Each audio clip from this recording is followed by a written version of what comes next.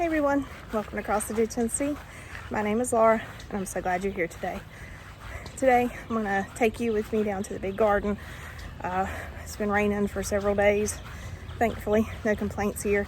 But now the weeds are going crazy in the big garden, so I've got to get them under control.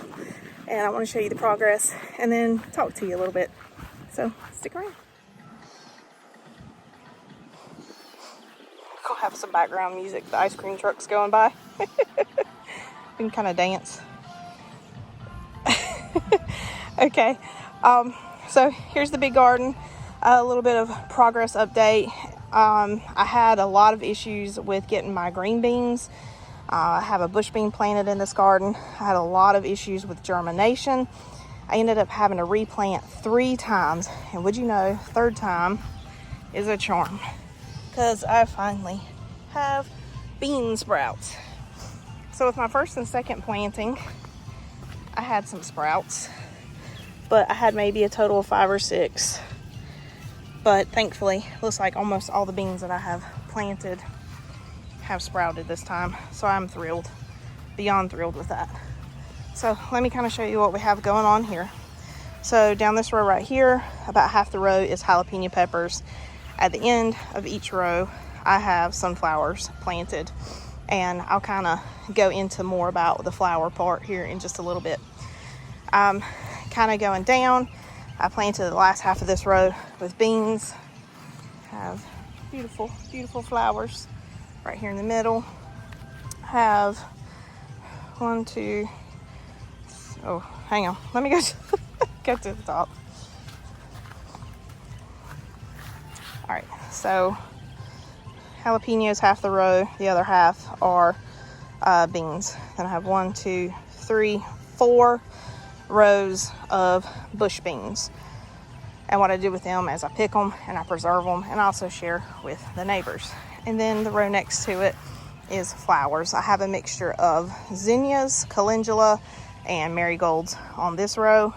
And then from here over, 1, 2, 3, 4 more rows. This is nothing but okra. Here is where my garlic was. Haven't planted anything back here yet. I think I'm just gonna do some flowers right here.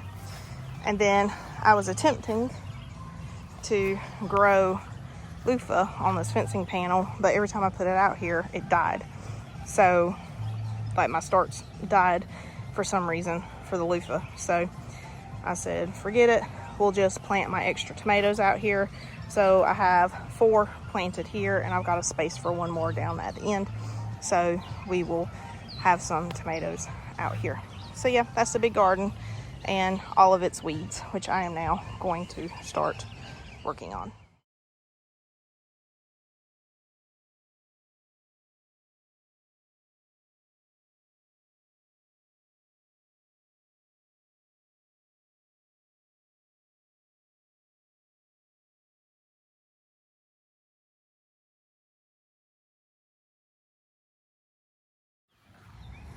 All right, so I've been out here for just shy of an hour and have a little over half the garden done.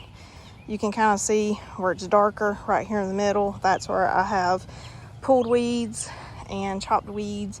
I've also tried to go along the border here and start chopping these that have started growing in. I've also done it on the far end over there and around the tomatoes. So about half the garden, a little over half the garden to do. Still have the outside to do, outside 2 to 3 rows. But all in all, I say that's pretty good work for an hour's time. So what I use to weed this garden is my bare hands, because getting between the plants, they're very delicate.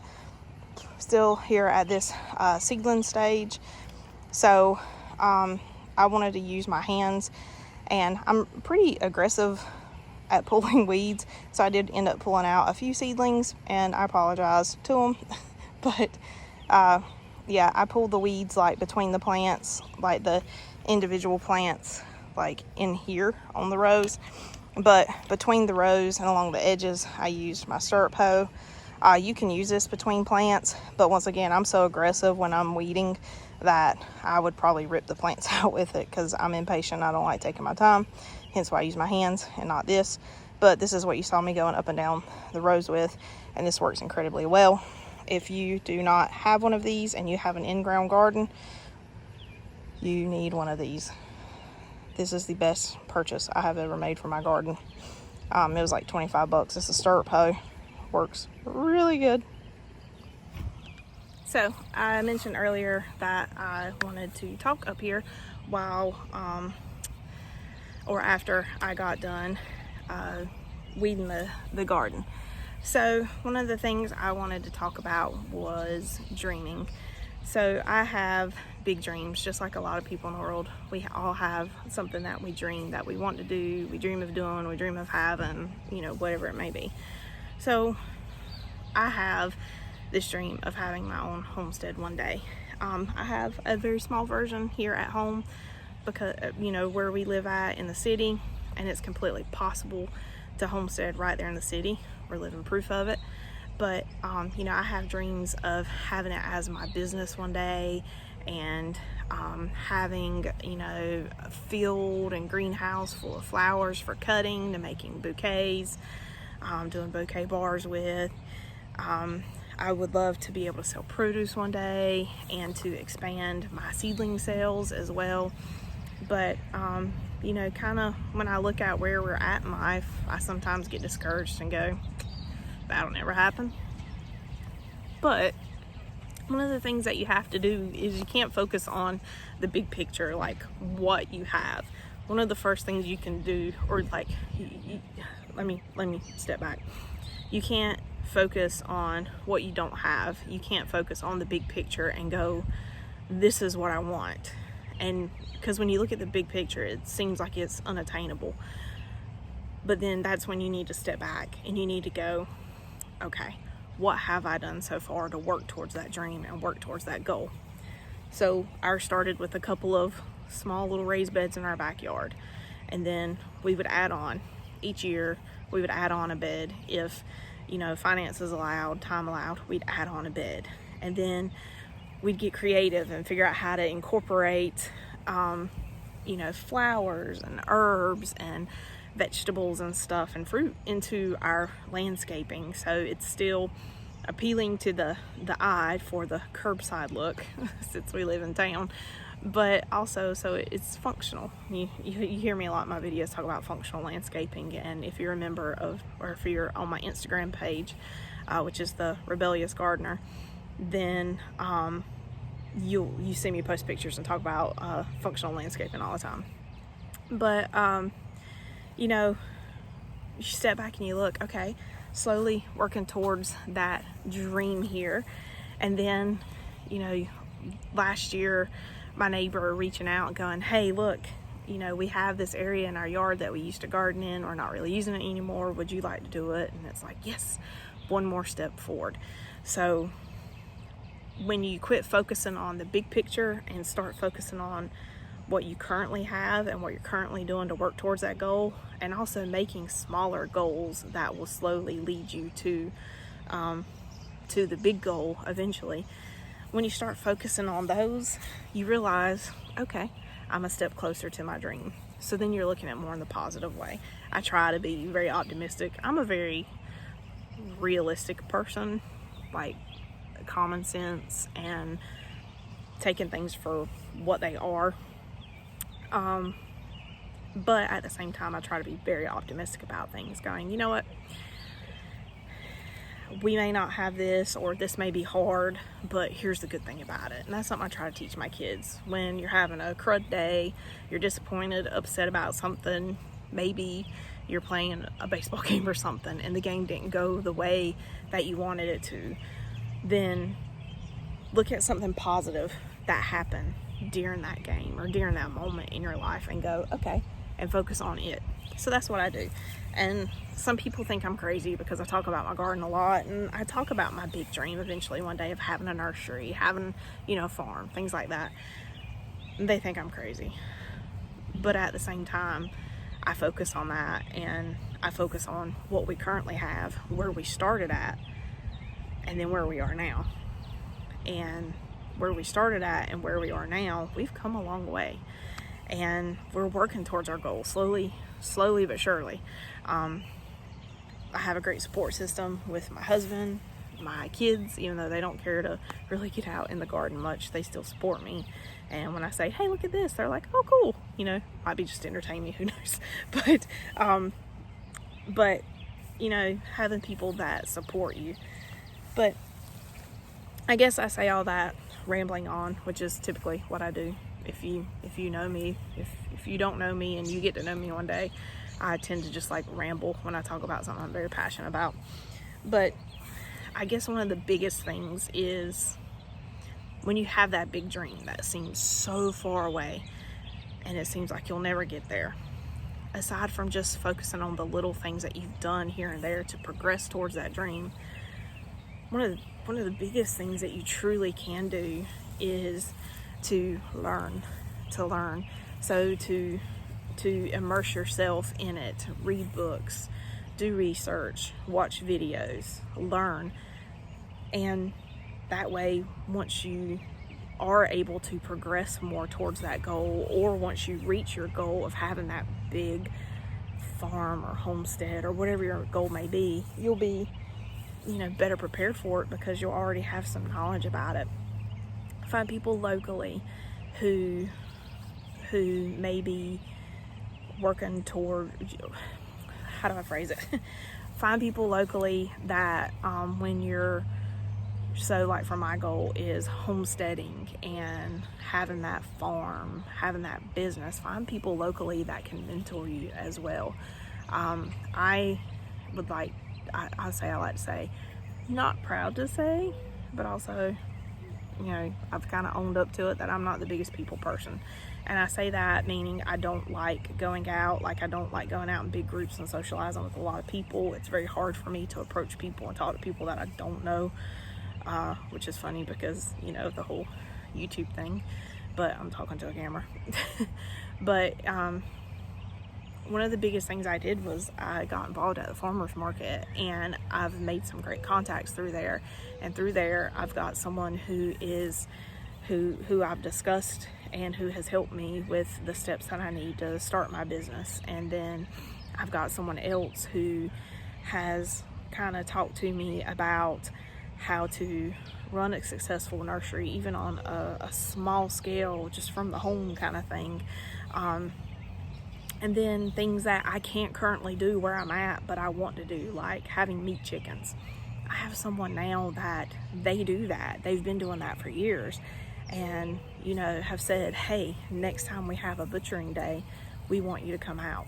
That's awesome, because I've watched a ton of videos on it. I feel like I would know what I was doing, but nothing beats the hands-on experience. So that's one of the things that you can do, is make those contacts and go ahead and be learning, you know, through books, through research, through videos, but also those in-person contacts, so you can learn how to do it and have that experience. So when you get to that point in your life that you're able to do it, then you'll have some experience with it, and it won't be, you know, jumping headfirst into it. You already kind of have an idea of what needs to be done and how to do it.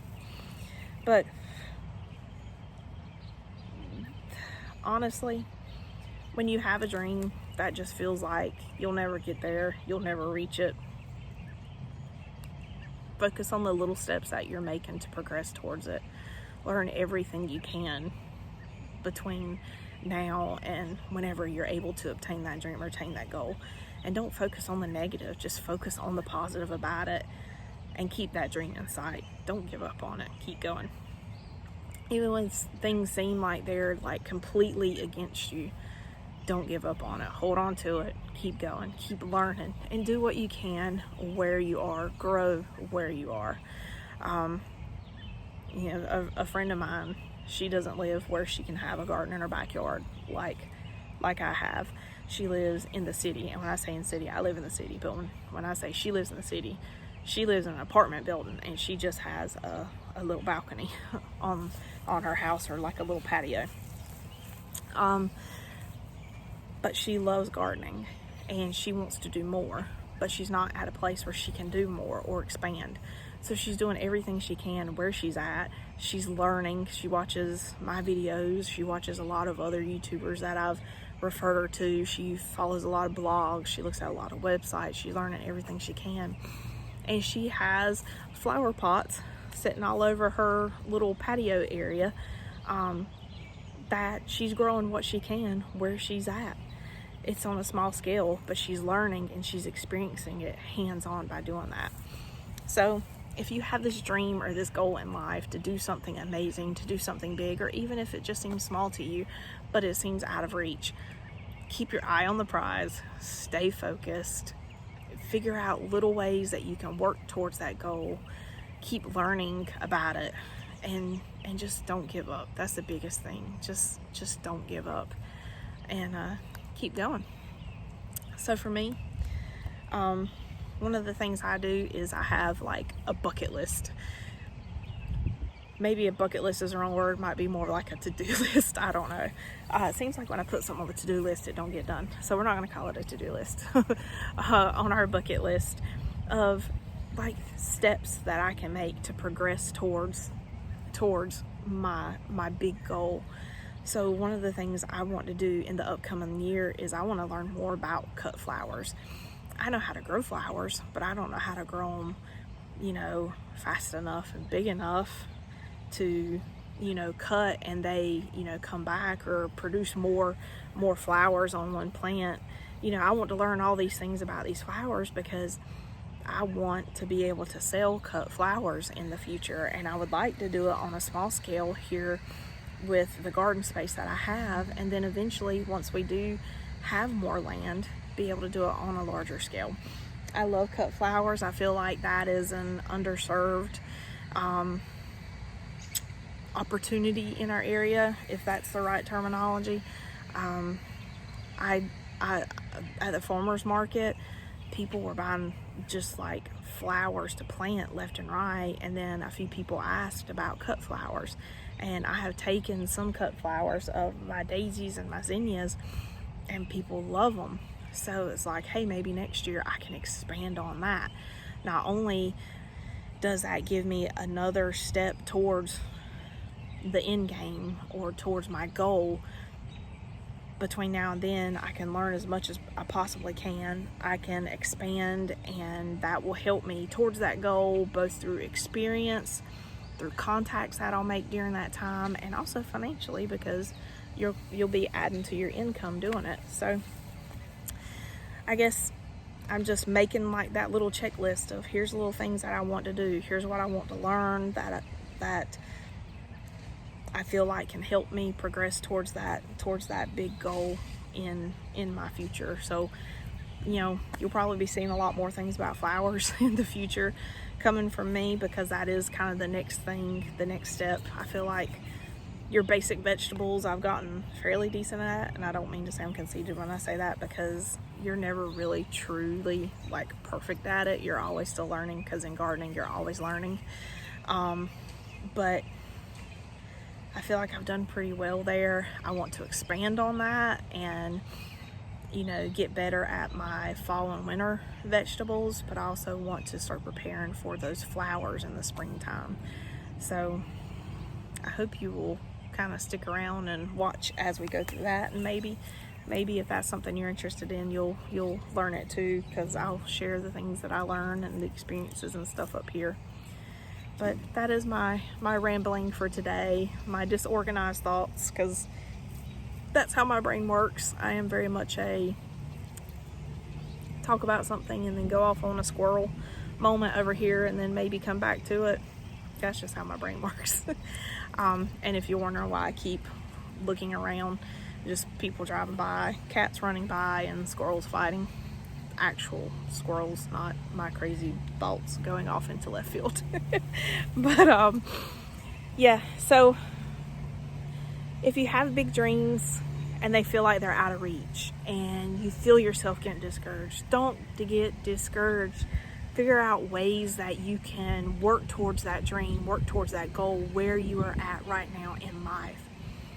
You can reach your dreams. It takes a little bit of time. It takes faith, so pray about it.